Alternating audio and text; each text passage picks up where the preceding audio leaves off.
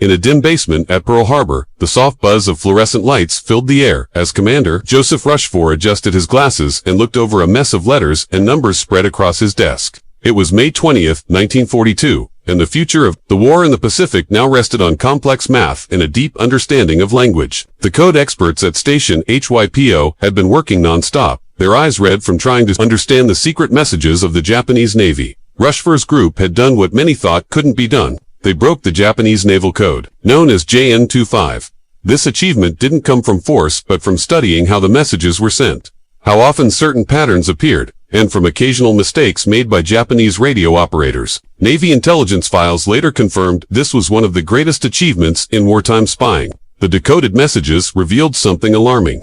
Admiral Isoroku Yamamoto, the mastermind behind the Pearl Harbor attack, was planning a huge operation. The secret messages kept referring to a location called AF, a place that would lure the U.S. Pacific Fleet into a major battle. Figuring out where AF was became crucial. It could mean the difference between falling into a trap or setting one.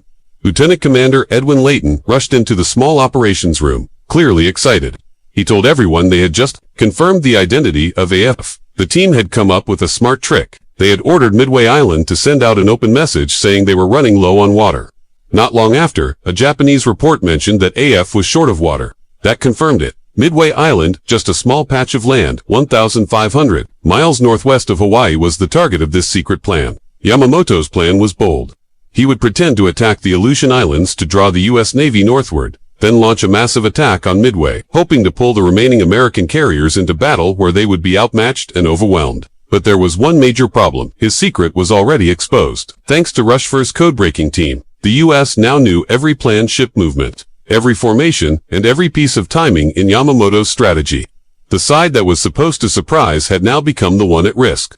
At Pearl Harbor, Admiral Chester Nimitz calmly reviewed the intelligence reports. Although his forces had been reduced to just 3 aircraft carriers, Hornet, and the recently fixed Yorktown, he now had something far more important than more ships. Perfect knowledge of the enemy's plan. He knew when the Japanese were coming, what path they would take, and exactly how they planned to fight.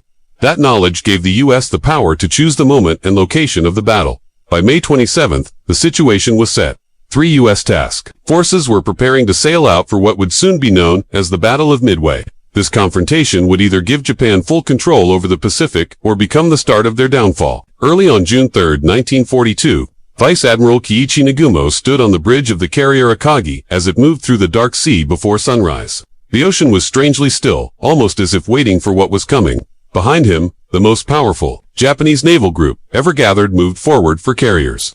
2 battleships, 3 cruisers, and 11 destroyers, all heading toward the small island of Midway. Nagumo had mixed feelings. While the Pearl Harbor attack had been successful, it had also awakened the United States. Now Yamamoto had come up with a complicated plan to finish what they started. The main idea was simple: draw the U.S. carriers into one big fight and destroy them to take full control of the Pacific. After 6 months of victories, the Japanese were confident. Their pilots were the best, having won battles from Pearl Harbor to the Indian Ocean. They believed the Americans were still weak and would not expect the attack on Midway. What Nagumo didn't know was that every signal sent by his ships had been picked up and decoded by the Americans. The surprise they were counting on had quietly disappeared. Far to the northeast, Rear Admiral Raymond Spruance walked the deck of the USS Enterprise. Unlike his Japanese opponent, Spruance knew exactly what was going to happen. The reports were very detailed. The Japanese would arrive from the northwest and strike at dawn on June 4th, hoping to catch Midway by surprise. Spruance was leading Task Force 16, with the carriers Enterprise and Hornet. His pilots were eager but had little experience in battle.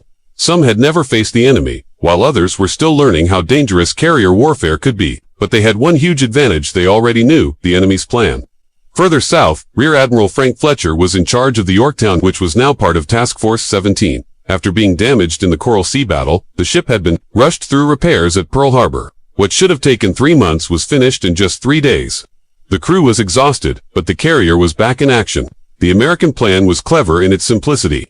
Their carriers would stay northeast of Midway, just far enough to avoid Japanese scout planes. When the Japanese launched their first attack on the island, the U.S. carriers would send out their planes to strike the Japanese ships while they were vulnerable, refueling and rearming. This plan needed perfect timing and extreme bravery. This was the first major sea battle where knowledge had changed everything. The Japanese had more ships, better pilots, and experienced leaders. But the Americans knew what the Japanese were going to do. and that was far more powerful. As June 4th arrived with a clear sky, both sides got ready for the fight.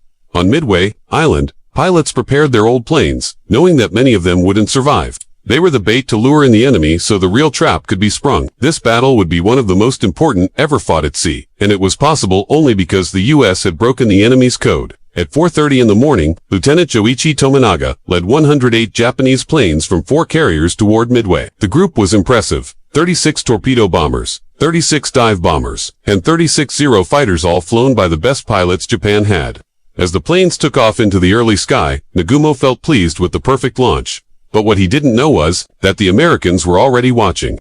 At 5:34, Ensign Jack Reed, flying a slow Catalina patrol plane, spotted the Japanese carriers through the clouds. He sent a message: "Carriers sighted, bearing 320, distance 180. The trap was ready." On Midway, alarms screamed across the small island. The pilots of Marine Fighter Squadron 221 jumped into their old Brewster Buffalo planes. They knew they were outmatched by the faster, more powerful Zeros, but they went up anyway.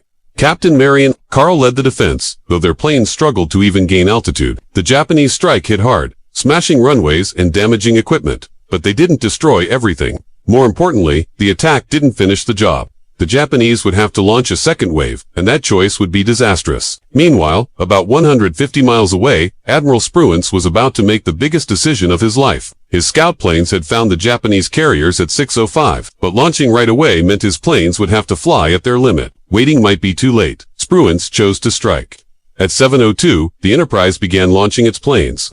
The Hornet followed soon after. A total of 116 American aircraft dive bombers, torpedo bombers, and fighters rose into the sky, headed for the Japanese fleet. The attack was uncoordinated and desperate. The first wave was a disaster. Torpedo Squadron 8 from the Hornet, led by Lieutenant Commander John Waldron, found the Japanese ships alone and without fighter cover. But their planes were outdated, slow, and carried unreliable torpedoes. The Japanese fighters attacked like hawks. In minutes, 14 out of 15 planes were shot down. Only Ensign George Gay survived, watching the rest of the battle from his life raft. Other torpedo squadrons from the Enterprise and Yorktown suffered the same fate. Out of 41 American torpedo bombers, just 6 made it back. The Japanese ships were untouched, and their crews were getting ready for another attack on Midway. But this failed attack had an unexpected effect. The Japanese fighters were now flying low, chasing the American torpedo planes. That left their carriers unprotected. From above, just then, Lieutenant Commander Wade McCluskey, leading the Enterprise's dive bombers, saw a Japanese destroyer rushing back toward the fleet. He followed it and found 4 Japanese carriers arranged in a diamond formation. Their decks were full of planes being fueled and armed. It was 10:24 when McCluskey led his group into their dive. 37 American dive bombers followed. With the Japanese fighters still low, their carriers were exposed. In just 5 minutes, 3 of Japan's best carriers were turned into burning wrecks. The Akagi Nagumo's flagship took direct hits that set off fires among fully loaded planes. The Kaga was hit 4 times and engulfed in flames. The Soryu was also bombed and doomed. The Pacific War had changed direction in just a few minutes. As the second bomb hit the Akagi, the deck shook beneath Nagumo's feet. The battle that was meant to end American resistance had, instead, marked the beginning of Japan's retreat. Smoke and flames swallowed his main ship, and the thick smell of burning fuel filled the air around him. His officers stood frozen, too shocked to speak, as they watched 6 months of non-stop victories fall apart in just a few minutes. Nagumo quietly ordered to move his command to the cruiser Nagara. His voice was barely heard over the sound of the fire and the cries of wounded men. Leaving his beloved flagship was possibly the hardest choice of his career. The Akagi had once been the pride of Japan's navy, the same ship from which he had led the attack on Pearl Harbor. Now, it was falling apart, its deck bent and twisted, and its lower levels consumed by fire. But things were still getting worse. Just a couple miles away, the carrier Kaga was in even more trouble. It had taken 4 direct bomb hits that set off the armed planes and fuel on board. Captain Jisaku Okada did all he could to save the ship, but the flames moved too fast for his crews to stop them. At 7:25, the ship's ammunition exploded, sending smoke and debris miles into the sky. The Soryu, the smallest of the 4 Japanese carriers, didn't last much longer. It was also hit by 3 bombs and quickly went up in flames from front to back. Captain Ryusaku Yanagimoto stayed on board and went down with the ship, tying himself to the bridge as it sank at 7:13 that night. Only the Hiryu was still in action, and her commander, Rear Admiral Taman Yamaguchi, was determined to strike back. At 10:54, 18 dive bombers and 6 fighter planes took off from her deck, heading toward the American fleet. Lieutenant Michio Kobayashi led the mission. following the smoke trails left by the U.S. ships. Translated Japanese Navy documents later showed just how desperate this attack really was. With 3 carriers already lost, this was Japan's final shot to recover anything from the disaster. The pilots knew the chances of coming back were slim, but they went anyway. Their first target was the Yorktown, Admiral Fletcher's command ship. It was moving in tight circles, trying to defend itself, but its protective aircraft had been worn down after earlier attacks. Kobayashi's planes managed to hit the carrier 3 times, breaking through to the lower decks and starting serious fires. The Yorktown leaned heavily and looked like it might go under, but the American damage control teams were better than the Japanese had expected. The crew fought the fire expertly, and within 2 hours the ship was moving again and ready to land aircraft. At 2:45, a second group of Japanese planes showed up, led by Lieutenant Joichi Tominaga, who had also led the morning strike on Midway. The pilots were stunned to see that the carrier they thought was gone was still in the fight. This second wave did more damage. 2 torpedoes slammed into the side of the Yorktown, flooding the engine rooms and stopping the ship completely. This time, Admiral Fletcher had to leave the ship and moved his command to the cruiser. The Yorktown stayed afloat until June 7th, when a Japanese submarine finally finished it off. Meanwhile, Admiral Spruance was ready with a counterattack. Scouts from the Enterprise found the Hiryu at 2:45, and by 5 o'clock, 24 dive bombers had been launched under the command of Lieutenant Earl Gallagher. The attack began at 5:05, with the bombers flying through intense fire to drop 4 bombs on the Hiryu's deck. The last of Japan's carriers was now doomed.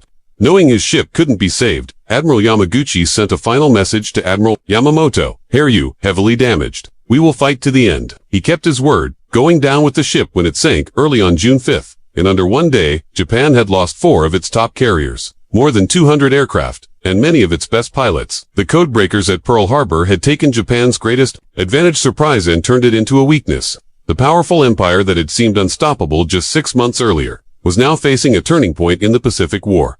The use of intelligence had caused more damage than any weapon. On board the battleship Yamato, Admiral Isoroku Yamamoto stood silently as messages came in about the disaster at Midway. The same man who had designed the Pearl Harbor attack and warned his leaders that they were waking up a giant was now seeing his detailed plans fall apart. Reports from the burning ships came in over the radio.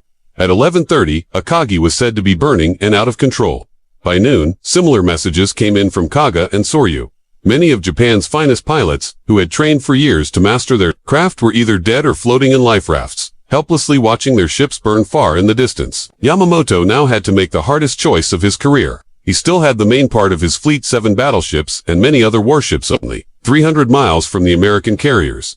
He could order an attack that night and use their superior firepower to try to win in a surface battle, but doing so would leave them open to American planes from Midway or Hawaii at dawn. According to the writings of Mitsuo Fukuda, a Japanese officer who later wrote about the war, Yamamoto thought hard about this option. Losing for carriers was terrible, but if he lost the rest of the fleet, Japan would no longer be able to continue the war. At 2:55 a.m. on June 5th, he gave the final order: cancel the Midway mission. All ships would retreat. Even the retreat didn't go smoothly. The heavy cruiser Mikuma collided with its sister ship Mogami during the chaotic night withdrawal. The next day, American bombers found Mikuma. Captain Shikao Sakiyama fought to save the ship, but it sank, killing many on board and adding to Japan's growing list of losses.